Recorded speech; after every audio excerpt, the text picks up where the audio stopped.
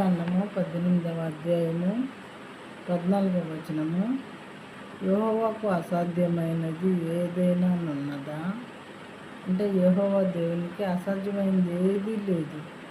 ఎందుకంటే భూమిని, సముద్రమును, ఆకాశమును, అందులోని సమస్తమైనటువంటి వాటిని సృజించినటువంటి ఆయనే సృష్టికర్త. ఆయనే కనుక ఆయనకు అసాధ్యమైనది ఏదీ లేదు.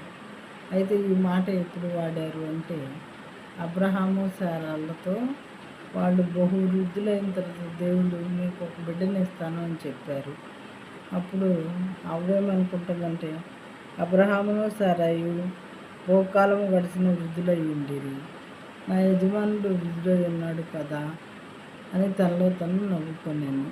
ఈ ఏజ్లో నాకు పిల్లల్ని ఇస్తాడా దేవుడు, నాకు పిల్లలు పుడతారా అని చెప్పి ఆమె సైలెంట్గా నవ్వుకోవటం దేవునికి తెలిసి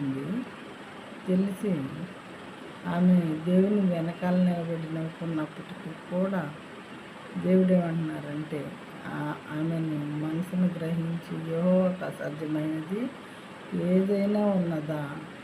నీకు పెళ్ళి అనేది నాకు చాలా చిన్న విషయం, అసలు నాకు అసాధ్యమైనది ఏదైనా ఉన్నదా అని దేవుడు ఈ సందర్భంలో ఈ వాక్యాన్ని వాడారు అన్నమాట.